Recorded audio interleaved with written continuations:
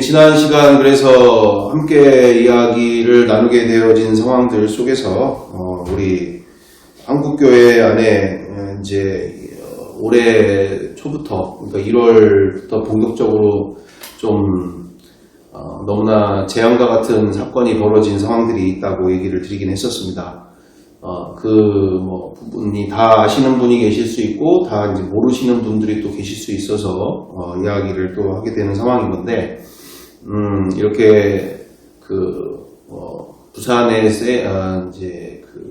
손현범 목사님, 세계력교회를 중심으로, 이렇게 세이브 코리아라고 하는, 이런, 기도 모임, 연합 기도 모임이, 이렇게 진행 중에 있죠. 그래서 이렇게 부산부터 해서 얼마 전에는 대구, 그리고 이번에는 천안, 그리고 이번에는 또 광주. 그래서 지금 광주 같은 경우에도 거기에 이제 허가 자체가 안 나는, 왜냐면 워낙 거기는 그런 부분을 반대하는 이런 성격이 강하니까, 하여튼 아예 광주 쪽에는 이제 허가가 불어되는 상황들. 그래서 이번 주 토요일이 어떻게 될지도 모르겠는데, 하여튼 그 정도로 지금 전국에 일어나는 상황들 속에서 거기만이 아니라 거기서 모이면은 거의 한 5만에서 한 10만 명 이상은 모이는 것 같아요. 지금 현상이 10만 명 이상.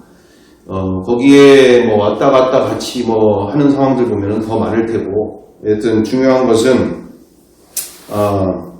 안타까운 일이라는 것은 너무나 성경적이지 않은 반성경적인 연합기도회가 되니까 문제가 되는 거죠. 지난 시간도 우리가 함께 나누게 된 것처럼 제 주변에도 그런 분들이 꽤 있기 때문에 제가 이야기를 드리는 거예요. 가까운 쪽에서. 그러니까 이게 우리가 그냥 그러다 말겠지 내지는 그게 뭐가 잘못이야 라고 생각하는데, 문제는 너무나 안타까운 일들이 주변에서 많이 벌어지고 있기 때문에 가장 대표적인 것으로는 이제 나라가 그나마도 원래부터도 이조 시대부터도 지금까지도 늘 이렇게 이 파당 정치 내지는 어떤 말 그대로 여와야 내지는 어떤 조선시대 같았으면은 이런 파당으로 나뉘어져서 하는 이 모든 일들이 어제 오늘 일은 아니지만, 이제 가장 문제는 뭐냐?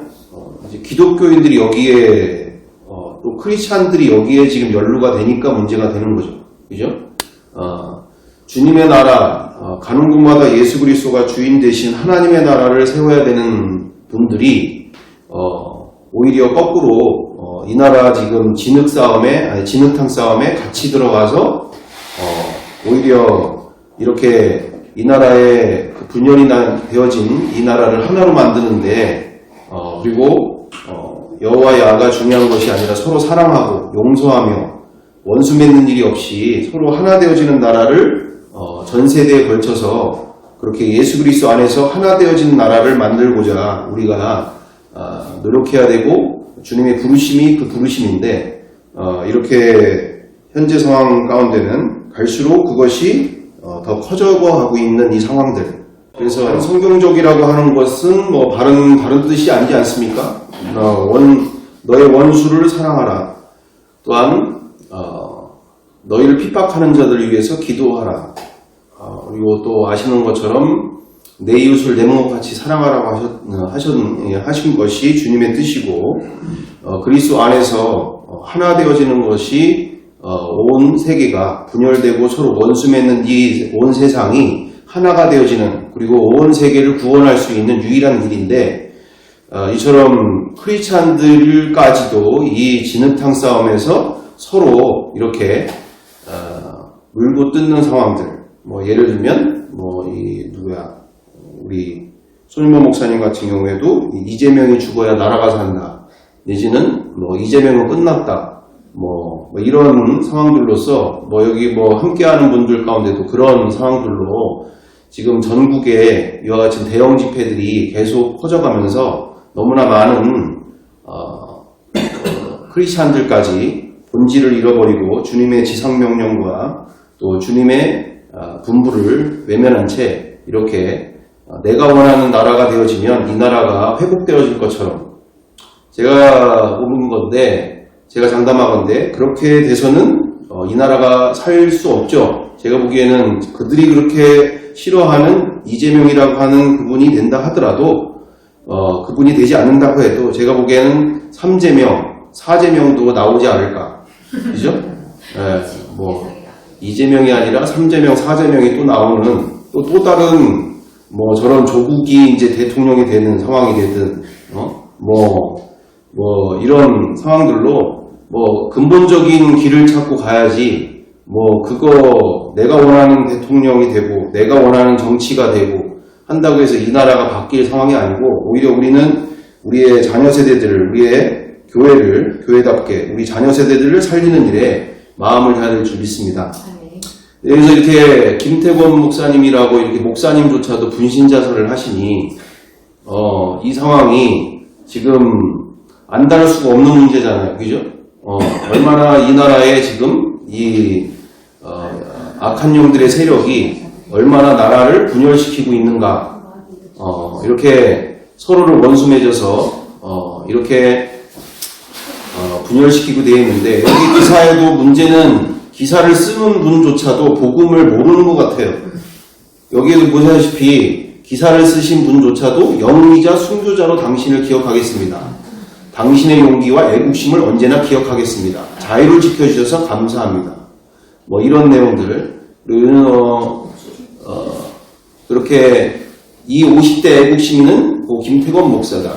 김 목사는 가족과 제주도에서 교회를 개척해 목회하다가 대전으로 이사한 후 대전역, 서울역 등에서 노숙자들을 구제하고 사랑으로 섬기며 복음 전하는 사역을 했다고 알려졌다. 내가 내게 이르는 모든 것으로 구제하고 또 내 몸을 불살하게 내어줄지라도 사랑이 없으면 내게 아무 유익이 없느니라. 고린도전서 13장 3절. 저게 무슨 말씀인지 이해를 못하는 상황인가요? 저기 뭐 지금 불사르게 내준다고 해도 그 안에 아가페 사랑이 없다면 조건 없이 그들을 모든 영혼들을 사랑하는 마음이 없다면 아무 유익이 없다는 뜻이잖아요. 근데 지금 목사님이 이렇게 분신자살을 했는데 거기에다가 저거를 그래서 제가 심각하게 여기고 있는 것이 과연 글을 쓰고 있는 크리스찬인 기자조차도 복음을 알고 있는 건가? 정말 의문점이잖아요. 의문점. 뭘 믿고 있는 건지 의문점. 그래서 김태권 목사가 구제 사역하며 자신의 몸을 불사른 것은 목회자와 순교자 가슴 속에 존재하는 불타는 사랑 때문이라고 생각된다. 이 불타는 사랑이 영혼과 대한민국을 사랑하고 자유민주주의를 사랑하는 불씨가 되어 순교를 선택한 것으로 판단된다. 이게 무슨 말입니까? 다른 목사님들도 가서 분신자살 해야 된다는 거예요? 네? 그래야 영웅이고 순교자라는 뜻인가? 정말 보면 볼수록 너무 어이가 없어가지고 어떻게 보면 분신자설을 유도하는 뭐 다른 사람들도 가서 그렇게 해야 되는 것처럼 뭐 이런 그리고 맨 밑에 그랬잖아요. 김 목사가 자신의 몸을 불사른 희생의 결과는 대한민국과 교회에 반드시 좋은 유익으로 전환될 것으로 기대된다. 이게 정말 우리가 정말 울며 이 나라를 위해서 울어야 될 줄 믿습니다. 정말 주님이 무엇을 원하시는지에 대한 그것처럼 그렇게 눈이 가려 있는 채 마음을 닫은 채 오직 본인들이 원하는 나라를 만들기 위해서 저렇게 본인이 무슨 글을 쓰고 있는지조차도 모르는 상황들이 오히려 이와 같은 일들 가운데서 정말 주님이 원하시는 길을 이렇게 기사 가운데서 이렇게 기독교 언론으로서 그렇게 쓰셔야 될 일인데 오히려 이것을 동조하거나 내지는 또 다른 희생자를 기대하는 것과 같은 이런 부분으로 글을 쓰는 일들이 얼마나 무서운 일이 되어지고 있는가. 그래서 이 부분을 우리가 보게 되어지는 부분이죠. 그래서 우리가 이게 왜 이와 같은 일들이 일어날까요? 수많은 이들이 세뇌와 선동을 당하는 이유가 뭘까요? 세뇌와 선동을 당하는 이유. 우리가 이 악한 영들이 역사하고 있는 정치와 이념으로 이 사람들을 선동하고 이렇게 속이게 되어지는 일 가운데 이것이 얼마나 무서운 일인지, 그게 다른 사람이 아니라 내 가족이 될 수도 있고 내 가까운 사람이 될 수도 있기 때문에 이것을 또 우리 안에서도 그렇지만 될 수 있기 때문에 이 부분을 다루게 될 수밖에 없는 부분이 있는 거죠. 또한 그들이 그렇게 되어지는 분들에 대해서 정말 주님이 원하시는 길을 갈 수 있도록 우리가 일단은 정확하게 확인하고 또한 정리가 돼서 우리가 또한 전해줄 수가 있는 거잖아요. 그냥 그렇게 가는 것에 대해서 우리가 보던 것이 벌써 지금 몇 년째입니까? 거의 뭐 10여 년이 넘어가고 있는 상황인 것 같은데, 그 정도로 갈수록 이 상황들이 뭐 전국에 이제는 정가원 목사님 뿐만 아니라 이제는 손현보 목사님이나 이런 많은 목회자들이 오히려 거기에 또 이렇게 가고 있기 때문에 얼마나 많은 교회의 성도분들이 또한 그렇게 선동을 받을 수 있는 상황인 건가. 그래서 제2의 제3의 이런 일들이 발생되지 않으리라는 일이 있을까. 그 예전에도 우리가 함께 나누게 되어졌을 때 그 영화배우 안내상이라고 하는 그 영화배우 아시죠? 네. 그분도 초등학교 3학년 때까지 담배 피고 이랬지만 그 이후에 교회에서 장학금 주고 이러다 보니까 이렇게 교회를 나오게 됐고, 그렇게 부모님이 그렇게 싫어했지만 교회가 아들에게 장학금을 준다고 하니까 월사부터 하고 가라고 이렇게 거꾸로 태세전환이 그냥 급격하게 일어나면서 교회를 열심히 다니게 됐고, 나중에는 연세대까지 들어가셨다고 했잖아요.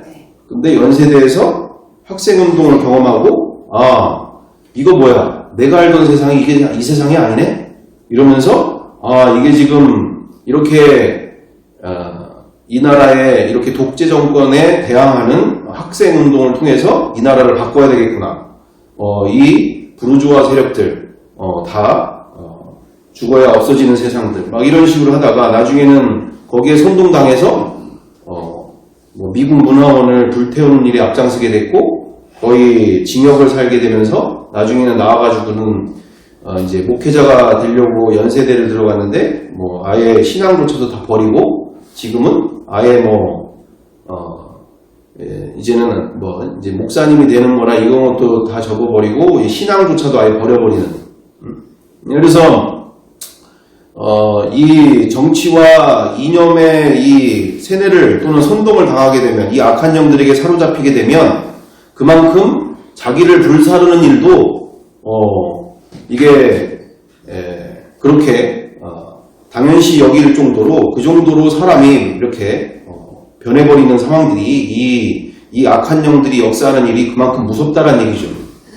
그래서 우리가 가볍게 취급할 일이 아니라 이처럼 선동을 당하는 일이 그만큼 무서운 일이다. 그래서 우리가 복음의 말씀에 우리의 신앙을 온전히 반석 위에 세우는 것이 너무나 중요한 일이 되어지는 것이죠. 자, 그래서 세뇌와 선동을 당하게 되어지는 이유가 바로 예수님의 허상을 믿기 때문이죠. 예수님의 허상. 성경 우리 요한복음 6장에서도 우리가 보시게 되어지면 수많은 사람들이 예수님을 따르게 되어지는 모습들을 보게 되어집니다. 그렇게 예수님을 따르는 수많은 사람들이 왜 예수님을 따르게 되어지죠? 예수님을 왜 따르게 되어집니까? 그들이 말 그대로 무리를 거르시고 또 말 그대로 또한 무리를 거르시는 것뿐만 아니라 보리떡 5개와 물고기 2마리로 수만 명을 먹이시기도 하고, 또한 많은 기적과 이적들을, 죽은 사람을 또는 병자들을 살리시는 모든 모습들 속에서 수많은 사람들이 예수님을 따라다니는 것 자체만으로도 자신들의 의식주 문제나 내지는 그 다음의 문제, 이 나라를 로마 제국에 이렇게 정복당한 유대 이 이스라엘 땅을 회복할 그 같은 정치적인 메시아, 정치적인 구원자로 여겼기 때문에 그들이 그렇게 예수님을 따라다니게 되어질 때 예수님은 뭐라고 하십니까? 그들을 오히려 피해 다니면서 어떤 일들을 행하셨죠? 오히려 피해 다니면서 그들에게 향하여서 너희가 나를 따르면 떡과 떡을 먹음이라라고 말씀하시면서 이렇게 오히려 그들을 피해 다니고 도망 다니고 상황들을 우리가 보게 되어진다. 우리 이 시대의 모습과는 너무나 대조적인 모습이잖아요. 정말 예수님이 그와 같은 것으로 세상을 바꾸기를 원했다면 아마 뭐 수십만 그 유대 이 어떤 정치적인 구원자로서 나라를 바꾸려고 했다면, 그리고 유대 땅에 이스라엘 땅의 왕으로만 머물렸다 했다면 말 그대로 세력을 모았겠죠. 뭐 수만이 아니라 수십만이 모을 수 있도록 적극적으로 막 군사 조직까지 만들면서, 그래 너는 이제 앞으로 백부장해, 너는 천부장하고, 그러니까 너 밑으로 이제는 백부장이 10명 있어야 돼. 여태 10명 있으니까 그 위에다가 호를 만들고 그 호에 100명씩을 묶어서 너희 이제 앞으로 철저하게 군사 조직으로 만드는 거야? 뭐 이렇게 해야 정상 아닌가? 근데 예수님은 오히려 사람들을 모으는 데는 전혀 관심이 없고, 오히려 이처럼 가는 곳마다 이렇게 어떤 예수님의 그 능력, 그걸 뭐라고 하죠? 신통력 같은 어떤 기적을 일으키는 이런 것을 가지고 쫓아다니는 사람들을 철저하게 배제한 모습들을 우리가 보시다시피, 그러면서 또한 나중에 예수님이 3년의 시간이 지나서 이렇게 예루살렘으로 본격적으로 십자가의 그 길을 가시려고 예루살렘에 입성하셨을 때 수많은 사람들 어떻게 했습니까? 호산나 하면서 정말 자신들의 옷을 길바닥에 뿌리고 길바닥에 깔고 그 나귀에다가 얹고 그렇게 기쁘게 예수님을 맞이했는데, 그게 진짜 믿음이라 또 진짜 환영이었나라는 거죠. 그거 진짜 환영이 아니고 그 뒤로 5일 좀 넘어서 자신들이 원하는 이미지가 안 나오니까, 자신들이 원하는 상황들이 안 나오니까 바로 제사장들의 제사장들이나 또는 바리새인들이나 거기에 앞장섰던 그 예수님을 죽이려고 했던 그 모든 이들에게 그 선동들의 기꺼이 동조하면서 기꺼이 예수님을 죽이라고 바나바를 살릴까 예수를 살려야 될 것이냐 얘기할 때 바나바를 살려라 예수를 죽여라 하는데 앞장섰던 게 그들이었다는 얘기죠. 그들이었다. 그래서 지금 우리가 무엇을 봅니까? 지금 많은 우리의 이 선동을 당하게 되어지고 세뇌를 당하게 되어지면서 이처럼 지금 일어나고 있는 우리 한국교회 안에 이 상황들이 우리가 정말 성경대로의 예수님을 만나려고 하기보다는 저렇게 어떤 예수님의 허상을 믿고 있기 때문에 너무나 쉽게 자신들이 원하는 그 예수님을 믿고 있기 때문에 이렇게 쉽게 자신들의 욕심을 투영하는 그와 같은 일들 가운데 이렇게 허상을 믿기 때문에 이와 같은 일들이 벌어지고 있다. 정말 그래서 우리는 성경대로의 예수님을 믿어야 될 줄 믿습니다. 그냥 이처럼 이렇게 복음이 선명하지 못한 채, 복음에 집중하지 못한 채 이렇게 너무나 많은 분들이 이렇게 선동을 당해서 이와 같은 상황들이 자꾸 벌어지고 있는 이 상황들 속에서 우리라도 분명하게 정말 내가 원하는 예수님이 아니라 성경대로의 예수님을 온전히 보고 알고 믿는 신앙 속에서 우리가 많은 분들 가운데 정말 그분들이 온전하게 정말 주님이 기뻐하시는 길로 이 전쟁에, 이 영적 전쟁에 쓰임받을 수 있도록 우리가 또한 쓰임받아야 될 줄 믿습니다.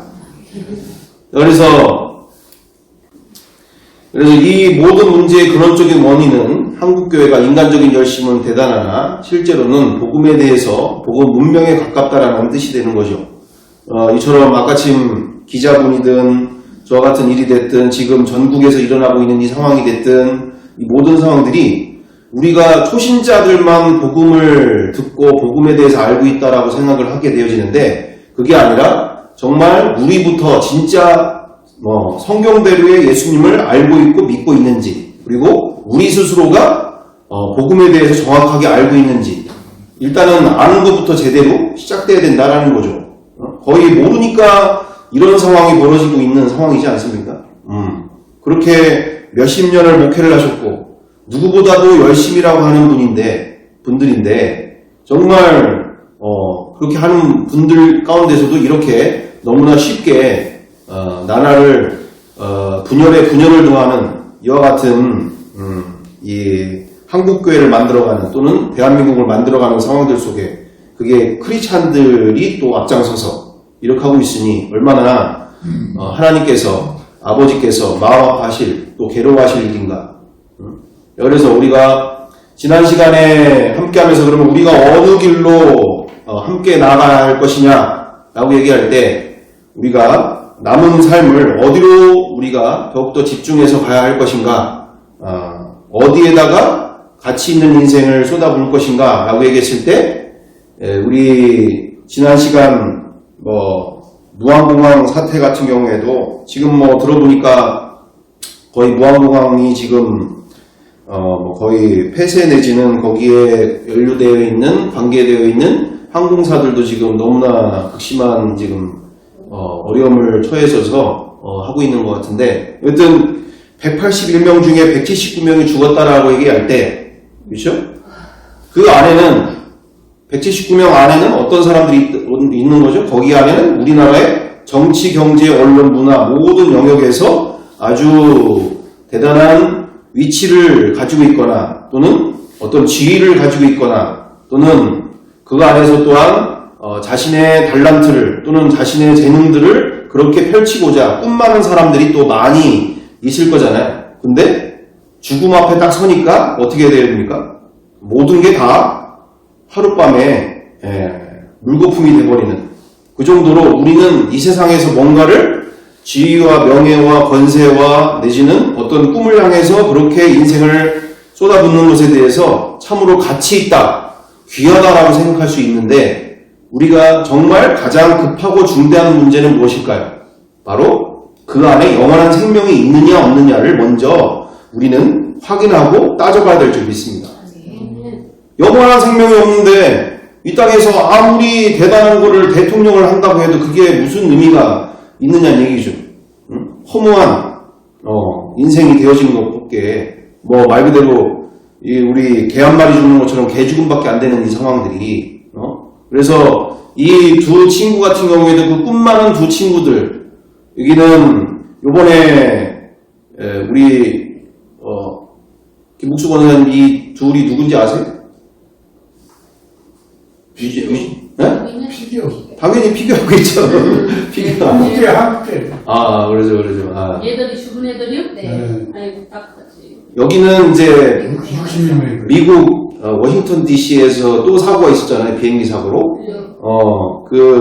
그래서 한 63명인가가 이렇게 죽게 되어졌는데 거기에 아주 피겨계에서 이처럼 전도 유망한 이 지니안이라고 하는 이 선수, 여자 선수와 저기는 무슨 레인이라고 하던데 하여튼 브래들이 레인인가 하여튼 그래서 두 친구가 지금 보면은 얼마나 참 아름답고 너무나 이쁘고 너무나 귀한 정말 너무나 한국을 전 세계에 아주 하는데 국위선양을 하는데 너무나 귀하게 쓰일 또 본인들의 꿈을 향해서도 그렇게 인생을 갈아넣다시피 저 피겨스케이팅 저거 하는 거 보통 저거 인생을 그렇게 투자해서 될 일이 아니잖아요.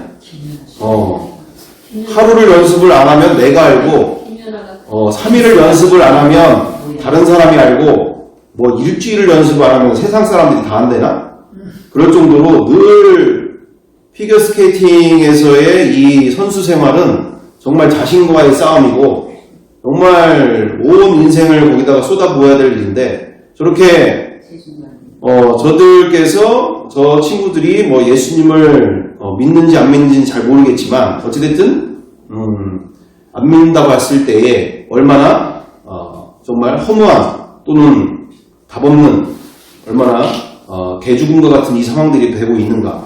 자, 그래서 우리의 이 남은 시간들 속에 우리가 저렇게 지금 싸우고 있고 저렇게 난리를 피고 있고 이 상황들 속에서 우리라도 정말 가장 중요하고 급한 문제 앞에서 우리가 여기에 집중해야 그리고 앞으로의 한 해를 살아가는 데 있어서 우리가 가장 급하고 중대한 문제, 바로 영혼 구원하는 문제 속에서 우리가 함께 마음을 다해서 함께 나아가야 될 줄 믿습니다. 예. 그러므로 우리 로마서 5장 12절 그대로 이와 같이 모든 사람이 죄를 지었으므로 사망이 모든 사람에게 이르렀느니라. 본인들은 저렇게 살아있다라고 여기지만 이미 성경에서는 하나님의 말씀 앞에서는 모든 인류가 이미 영원한 생명이 없다, 끊어졌다. 그들은 뭐 대통령을 하고 있고 뭐 국회의원을 하고 있고 뭐 재벌 총수로 되어 있다 하더라도 나와 이미 관계가 끊어진 그들은 이미 사망 아래 있고 죽어있는 존재들이라 라는 말씀 속에서 우리 이처럼 그들 또한 그들에게 영원한 멸망의 형벌이 주어지게 되어지는 자신의 창조주를 끝까지 인정하지 않고 거부한 것에 대해서, 그리고 그 십자가의 사랑을 끝까지 귀찮은 것에 대한 영원한 멸망의 형벌, 관계 회복이 이루어지지 못한 채 스스로 그렇게 창조주와의 그 관계가 회복되지 못한 채 영원한 멸망으로 들어가게 되어지는 이 상황들. 그래서 우리가 이 일에 집중해야 될 줄 믿습니다. 그래서 이처럼 정치와 사상의 이 악한 영들이 더욱더 한국교회 그리고 대한민국과 이 한국교회를 이렇게 사로잡고 또한 분열시키고 서로를 싸움시키게 나가는, 그래서 가장 피해를 보게 되어지는 사람들이 바로 우리 자녀 세대들 아닙니까? 우리가 본질에 우리가 가장 급하고 중대한 것에 집중하지 못하게 하고 그 뒤에서는 이 다음 세대들을 수많은 중독에 빠져서 그것이 게임 중독이 됐든 뭐 약물 중독이 됐든 뭐 그 모든 부분에 있어서 지금 뭐 마약도 같은 경우도 지금 거의 한 3배 이상이 늘었다고 하는데 뭐 텔레그램으로 해서 막 하게 되어진, 또 음란 가운데 요번에 또 기사 보니까 뭐 예전에는 그 엠번방의 박사가 문제였는데 요번에는 거기에 목사가 나왔더라고요.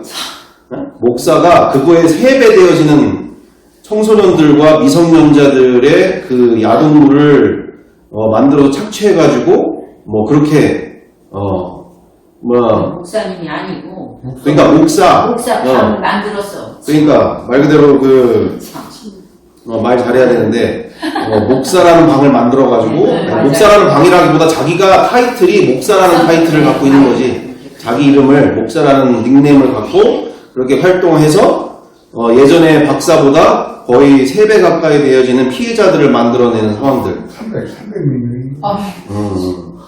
이 음란의 영들이 판을 치고 있고, 또는 거짓과 수많은 중독과 또는 뭐 수많은 이 이슬람의 영들과 이 모든 이들이 지금 우리나라 이 대한민국 한국교회를 지금 무너뜨리는 이 상황들 속에 우리 특별히 자녀 세대들을, 다음 세대를 지금 죽여가고 있는데, 정작 부모 세대들은 엉뚱한 데다가 서로 싸우고 서로 죽이고 서로 원수 맺으면서 이렇게 서로 싸움 붙여놓는 이 상황들 속에서 우리라도 정신을 바짝 차리고 정말 우리의 남은 인생을 어디에다가 집중해야 될 것인지, 어디에다가 우리가 쏟는 데 집중할 것인지를 우리가 온전하게 방향을 제대로 가지고 함께 나아가야 될 줄 믿습니다. 지금은 먹느냐 먹히느냐의 영적 전쟁 시대이기 때문에 우리가 뭐 그런 뭐 취미 정도라 이걸 가지고 얘기하는 게 아니라 정말 많은 영혼들이 이처럼 거기에 사로잡혀 죽게 되어지는 상황들이 벌어지고 있다. 그래서 우리 이 상황들 속에서 우리 안에서부터 정확하게 우리부터 안에 있는 괴리부터 해결을 해 나가야 될 일인데, 우리 아시죠? 누구신지? 네. 성함이 어떻게 되시죠? 유명하신 분, 교수에서 유명한. 네, 아시죠. 자, 그래서 이렇게 지금 우리 안에 있는 괴리부터 정확하게 해결해 나가는 과정들이 필요하다. 왜 해결이 되어야 되느냐? 우리부터 해결이 안 되고 있는 괴리 속에 살고 있는데 기쁨으로 자신있게 누구에게 내 안에 계신 예수님을 기쁘게 전할 수가 있겠는가. 자, 그래서 우리가 늘 이렇게 대화를 안 하는 부분들 속에서 우리가 깊이 나누지 못하는 부분들, 그런데 늘 여기에 한 번씩 나올 때마다 뜨끔뜨끔 하는 건 상황인 거잖아요. 자유함이 없고 뭐 그럼 나도 지옥 간다는 얘기야? 뭐 이런 상황들이 또 벌어지는 거니까. 그래서 우리 보시면서 다음을 우리 함께 나가면 좋겠습니다. 기독교인들의 97.5%가 지옥 가고 2.5%만이 구원을 받는다. 요 근래 들어가지고 너무나 좀 무섭고 쓸쓸하고 좀 눈물 날 정도로 서러운 말들이 많이 빙빙빙빙 돌아다닙니다. 저도 듣기도 했고 보기도 봤거든요. 뭐냐면요, 예수 믿는 사람, 기독교인들의 상당 숫자가 지옥을 간다. 뭐 아찔한 거예요. 처음 보는 순간에. 그뿐이 아니고 어떤 분은요, 강력하게 프로테지가 나온 프로테지까지. 기독교인들의 97.5%가 지옥 가고 2.5%만이 구원을 받는다. 외국의 유명한 목사님이 또 그랬나. 우리나라도 목사님이 많은 분들이요, 얼마나 심지어 90%, 80% 기독교인들은 지옥을 간다. 다 이러니까 내 주변에 늘 아는 사람들이 걱정이 많아요. 저를 볼 때마다 장로님, 이거 왜 되는 겁니까? 이거 뭡니까? 이렇게 묻기도 해요. 저도 관심을 가지고 보죠. 저는 대한예수교 장로교 합동측에 속한 장로입니다. 근데 저는 개인적인 제 신앙 고백은 그거 아니거든요. 제 신앙 고백은 예수 안에서 구원받은 거듭난 백성들은 그 받은 구원이 결코 취소되지 않는다. 이건 내 신앙 고백이고 우리 교단의 흐름이고 내 주변에 많은 분들에게 배운 믿음의 법칙입니다. 그런데 갑자기 지옥을 싸그리 간다니까 90%, 95%, 97% 지옥 간다니까 저는 너무 황당하고, 이 말 듣고 얼마나 많은 기독교인들이 가슴이 철렁대고 구원의 은혜가 그냥 흔들리기 시작하고 이래 안 되겠나 이런 걱정도 또 없잖아 있긴 있는 거예요.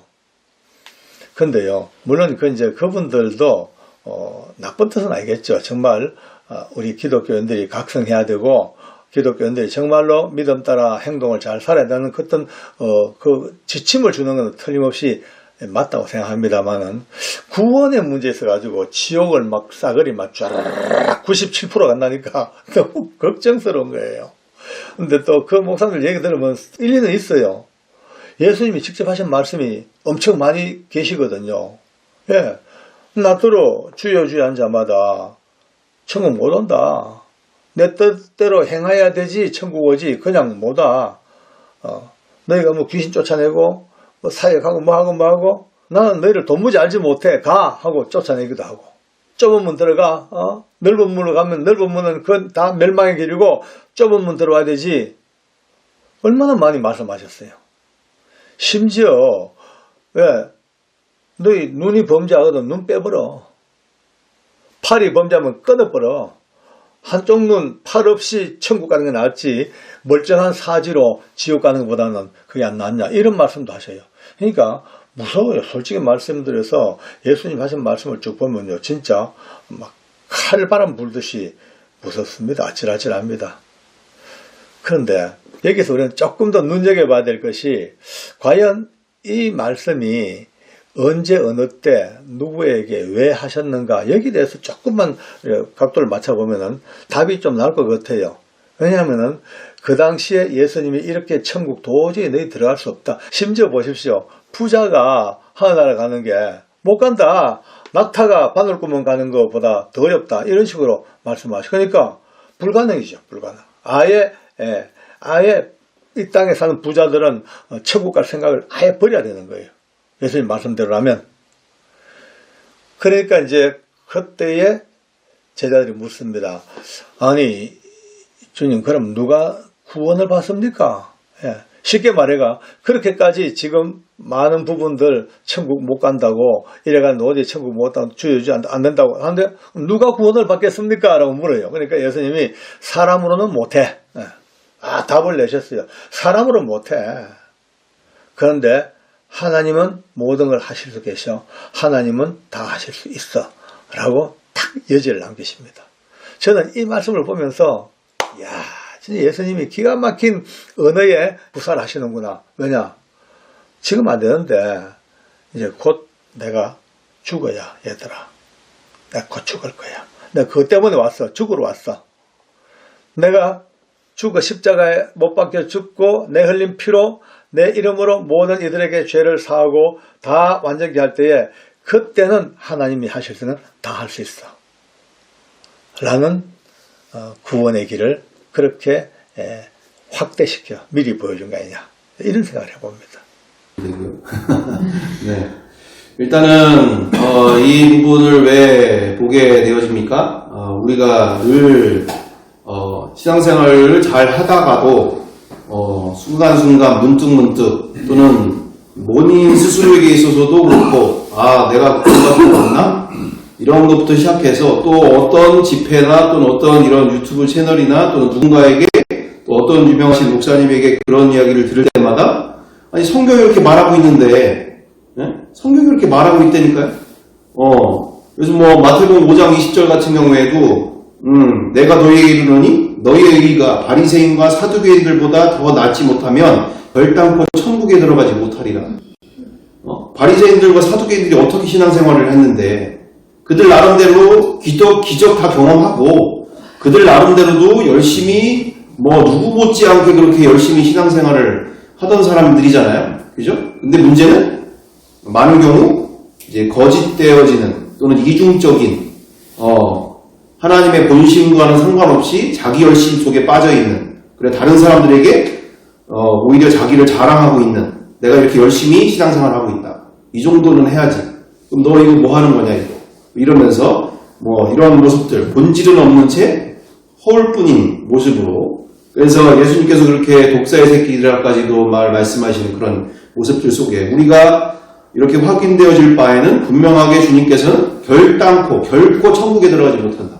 그러니까 종교생활로는 그렇게 천국에 들어가지 못한다. 또는 뭐 마태복음 7장 21절은 뭐 말할 것도 없고 말씀대로 살지 않으면 결단코 천국에 들어가지 못한다. 그리고 뭐 히브리서 12장 같은 경우에는 모든 사람과 더불어 화평함과 거룩함을 따르라. 그러지 못하면 주를 보지 못하리라. 뭐 다른 말씀들 뭐 우리 아시다시피처럼 누가복음 13장 23절 24절 이후절에도 영생을 얻으려면 어떻게 해야 됩니까? 라고 얘기할 때 들어가기를 구하여도 갑자기 생각이 나네요. 누가복음 13장 23절에 이렇게 돼 있죠. 13장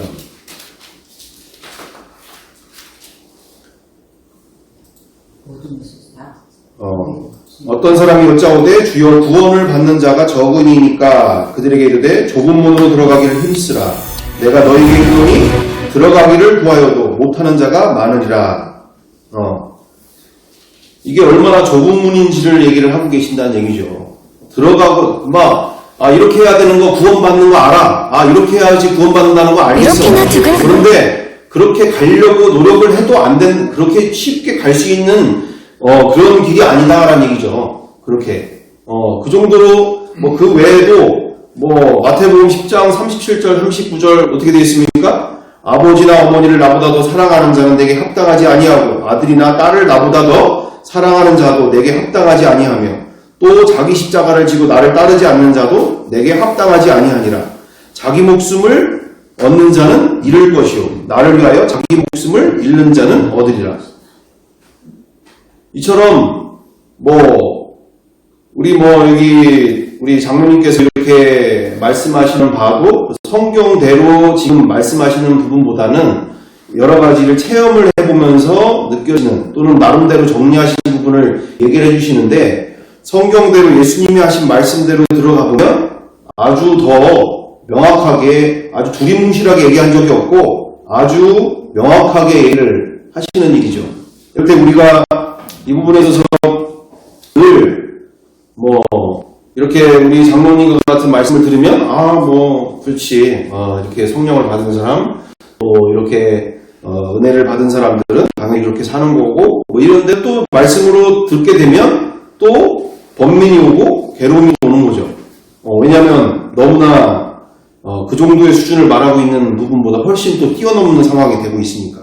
자, 그래서 우리가 이번에 우리 강사모 이렇게 하게 되어지는 상황들 속에서 제가 거기 있는 분들 가운데 이렇게 전도하는 상황들 또는 고민하는 또는 기도하면서 그렇게 전도하려고 했던 이 시간들 속에서 제가 무엇을 더 보게 되어지냐면 이렇게 복잡하게 우리 안에도 이렇게 뭐라고 정리가 안 되는 상황들이 있는데 우리가 누구를 전도한다는 게 너무 복잡하고 어려워지는 일들이 또 될 수 있다는 얘기잖아요. 그죠? 그래서 우리 스스로 안에부터 쉽고 정확하게 우리가 복음을 전할 수 있어야 될 것이고 예수 믿는 인생이 왜 예수님이 필요한지를 우리가 기쁘게 전할 수가 있어야 될 텐데 우리조차도 지금 정리가 안 돼서 나조차도 지금 구원 받았는지 안 받은지가 지금 어떤 때는 헷갈리고 나 혼자서 이거 좋아서 이렇게 하고 있는 거 아니야? 이렇게 또 내가 열심 속에 이렇게 살다가 주님 앞에서 갔을 때 나 너 모른다 하면은 이거 어떻게 하라는 거야 이거? 이게 지금 쉽게 얘기하면 이게 계약 관계잖아요. 계약 관계. 최소한의 계약. 내가 너를 위해 십자가에 죽고 너를 위한 이와 같은 사랑으로 너와 함께 했을 때 너 또한 이 정도는 해줘야 된다라는 게 계약 관계잖아요. 그죠? 근데 많은 그리스도인들 가운데 은혜는 좋아하고 사랑은 좋아하고 위로받는 건 좋아하는데 그렇게 그 사랑을 실천하려고는 노력하지 않는 그거를 그렇게 열심으로 마음을 다하려고 하지 않는 이와 같은 문제가 고질적인 문제 속에서 우리가 살게 되는데 자 그래서 우리 그 죽음 앞에 계신 분들한테 그 전도를 하는 데 있어서 복잡하고 어렵게 전도하면 안 되잖아요. 쉽고 정확하게 전해줘야 되니까 우리 그분에게도 이렇게 전하는 게 인생은 전능자가 필요합니다. 전능자, 이 죽음의 권세를 갖고 계신 분이 필요합니다. 지금 죽음 앞에 놓여 있지 않습니까? 죽음 이후에 이렇게 죽음으로 말미암아 끝난다면 얼마나 감사할지 모르겠지만 죽음 이후에 창조주 앞에서 우리 선생님께서 심판을 받게 되신다면 이거 어떻게 하실 일입니까? 우리가 전능자가 필요합니다. 전능하신 죽음의 권세를 갖고 계신 온 우주 만물의 창조주 되신 그분과 함께하는 인생이 필요합니다.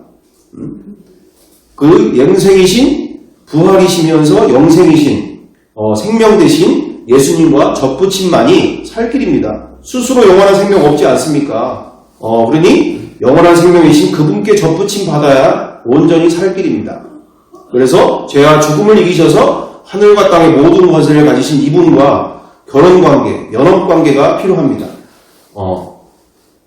그러면 어떻게 하면 그분과의 결혼관계, 연합관계, 그분께 접붙인 관계가 되어질 것입니까? 바로 창조주시며 주인 되신 부활로 증명해 주신 인류의 역사요 사실 위에 나의 주이신 모든 인류의 창조주 되신 만물의 창조주 되신 그분을 주인으로 모셔야 됩니다.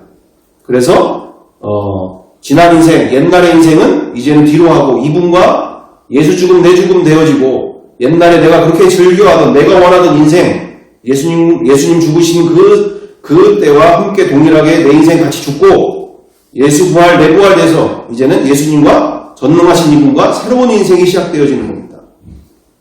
그럼 어떻게 되어지는 것이냐?